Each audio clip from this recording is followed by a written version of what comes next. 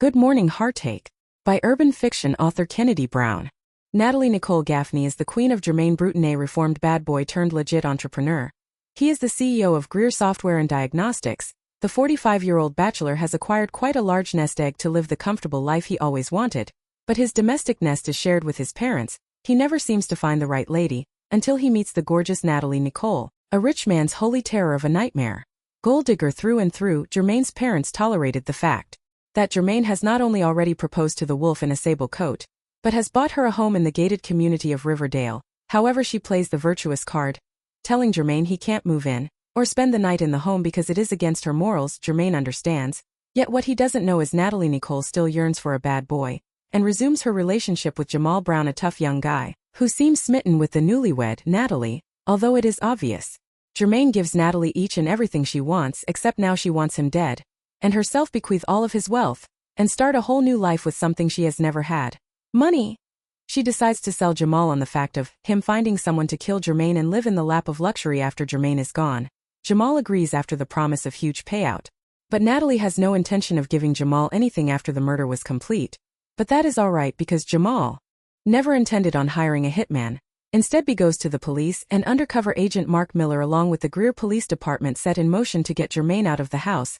After informing him of his wife's plan to cash in on his life, Natalie will see the error of her gold-digging ways, recalling her Aunt Gloria always saying all that shines ain't gold. But Natalie lives by the creed, the best things in life are free. But who wants that? Police Sergeant Marcus Wilson sets up the ultimate sting for the grief-stricken widow Brewton, yet as she and her court-appointed attorney Janelle Bradford, who took the case due to Natalie's family request. But all is not what it seems, and this is one situation Natalie cannot use her body to get out of. Jermaine. Not so basic instinct. I guess being rehabilitated and walking the path to success can change a man's life in many ways, some for the good, some bad, but the last 7 years have been very successful for me. Much better than the path I had been headed on before I did my bid at McCormick Institute. Yes, I was in prison, but I realized and vowed that if God gave me a shot at probation, I would never even sell a damn aspirin. No longer was that street pharmacy life a priority. All I could think of was the pain in my parents' face as Judge Oliva J. Foster banged the gavel sentencing me to 10 years with the possibility of parole in 5 years, and you best believe I made it work to my advantage. I made time serve me instead of me serving time. Meaning I may look like a bad guy on paper, but I am not bad at all. I just saw stars in the prospect of being a hood legend, except the fact my life was far from hood. My parents, Kenneth and Sandra Brewton, both had jobs in the Greenville County school system for more than 40 years. My older sister, Tony, and her husband, Anthony, were also educators. Sadly, Tony died 2 years ago from breast cancer. Our whole world seemed to halt. Anthony, her husband of 10 years, was left to raise their 7-year-old twins, Fabian and Fabre. Tony was an old soul musically. Tony and Anthony, along with my boys Johnny G, and my parents, were down with me the whole bid. And after serving 5 years, I made parole the very first time I went before the board. It seems that Judge Irby was true to her word, unlike many law enforcers these days, but I am equally grateful to have been able to be home and with my family. And Tony, in her last days, even in her illness, she remained beautiful and upbeat. She and her family lived next door to my parents. So after I got home, I moved in with my parents, and after listening to them coo and support me during my bid, let me know in no uncertain circumstances had I better mess up again. My dad just had to try to give a speech. Let me tell you this, son. If you as much as walk down the pharmacy aisle in the store, I swear to goodness I will have your probation officer piss testing you every week. My mom readily agreed. It was as if they shared the same mind. They would agree with each other no matter what. Then my mom took up the conversation. I am glad that mess is over. Oh, Tina called to see if you were home yet? That caught me off guard. After all, Tina had gotten married to another guy while I was locked up. He was an accountant at one of the oldest banking institutions in Greer. Tina was a sweetheart of a girl, kind and beautiful, and was one of the best hairdressers in Greer, South Carolina. I know this because I pulled a few strings, and my brother-in-law Anthony's help, I used my ill-gotten gain and built her a salon, which she christened Marlisa Hair Exquisite Coifs, very stylish vintage styles. She had 3 booths and 2 stylists, Zovia, who was forever starting fights among the patrons, but she knew her cosmetology to a T. Then there's Pierre. I know the male stereotype opinion of gay men doing hair, but Pierre was a lot of things but gay he wasn't. He had 4 kids, 3 baby mamas, Zovia rumored to be one of them, but they barely even interacted at the shop. According to Tina, that was a good thing. But when Anthony and I met with Tina, she introduced us to her husband, Marion. Nice to meet you, Jermaine. Anthony, how are you? He asked. I never knew that they knew each other and was expecting some old bull was about to pop off, but Marion turned back to me. So Jermaine, Tina and I were discussing you last week, and I know that you two were once very close and that you helped her establish her salon, he said. I studied his face and said, well, Tina will always mean a lot to me, but if this is one of those stay away from my wife speeches, bruh.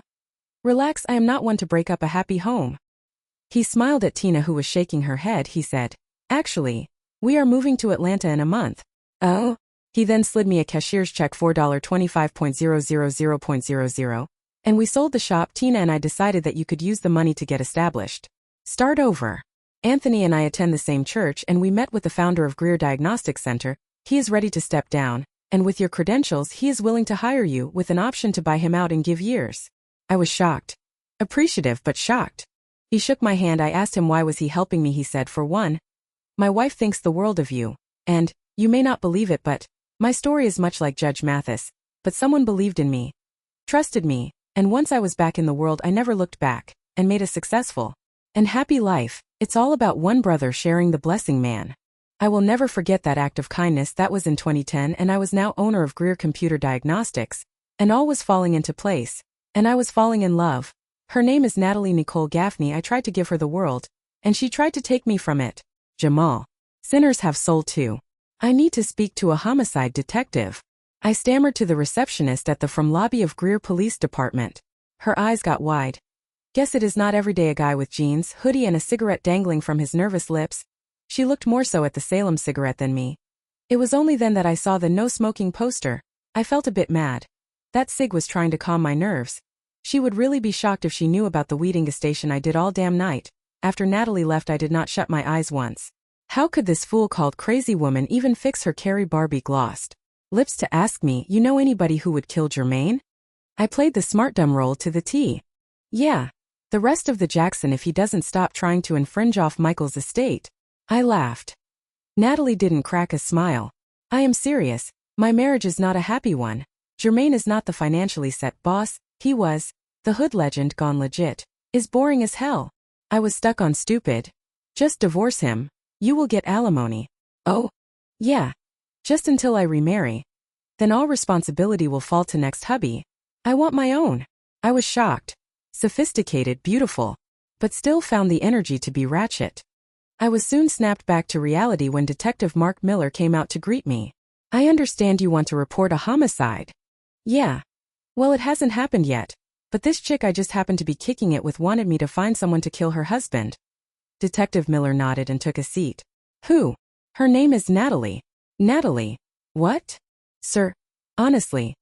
All I know is her first name. Her husband is an older guy, named Jermaine, sells software or something like that. How are you sleeping with her and don't know her or her husband's last name? Sir, I have proof, and trust as much as I smoke weed, drink and raise hell. The last place I want to be is in here telling you this. I mean the sex with her is great, but not so great I want to see her husband dead. He looked at the serious allegation. And I ran my mouth like Wendy Williams. Detective Mark Miller. The things you see when you are not even looking. Dude, you mean to tell me, you want to report that a lady you are sleeping with yet you only have her first name, and not last. Actually asked you, for lack of a better word. Her boy toy to kill her husband, Jeremy, Jordan Jermaine Michael Tito, who the hell else? Why would she ask you? You a gangbanger or something? I asked the young man sitting before me and Lieutenant Marcus Wilson, informing us of this murder-for-hire plot. Without main characters. I am not a gangbanger, but she has it in her head that because she witnessed a fight, I won. A fight? Wilson asked. Whose head did you bash in? I beat this dude down one day at the park. Natalie claimed dude had spit on her. I asked no questions, took no time.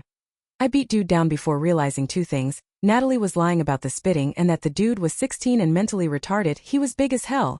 But I hate that went down. Kid is named Rico. His pops and I got into it after he had saw me beating his son. Let's just say, my ribs still feel newly cracked. I stood up and asked, so you really think she is serious about having her husband killed? Why? Abuse, infidelity, sexuality, or the old-time fave money? He looked at me and shrugged. She wanted to pay $10,000 to have me kill her husband. She said he was not going to give her a divorce, but she was going to get what she deserves for being married to him. He is like 10 or so years older than she is, and it has begun to bother her. So, what do you get out of playing snitch?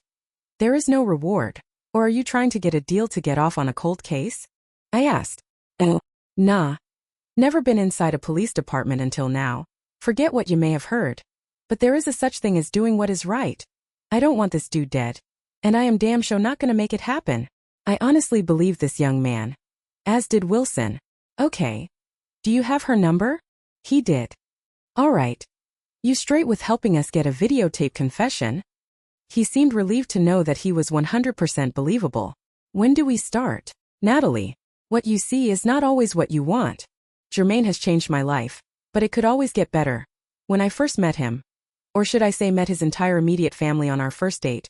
Now in my young this dude is sprung off my looks world, however I would soon find out that he was old-fashioned, and that is how it is done in the Brewton family, which I had no idea I would be a part of. And never intended to be. But at the time, I was just in awe that these down-home blues type of families still exist. I was used to guys my age. Especially bad boys. But Jermaine had a reputation for once being a bad boy. Well, bad man since he is 15 years older than I am by all accounts. He ran the streets of Spartanburg back in the day. So when I met him one night at the Playhouse, my uncle Ari owned the club and his sister, my Aunt Sandra Herndon, managed and operated the club. So when Sandy said to me, "Now there is a catch right there. Too bad I am married." I strained my vision to see the older yet handsome and obviously paid guy who stood among a few guys I knew from around the way, also a bit older, but dateable. However, two of them had matching birthmarks. Meaning they had removed their wedding bands. Yeah. Aunt Sandy taught me to scope bullshit.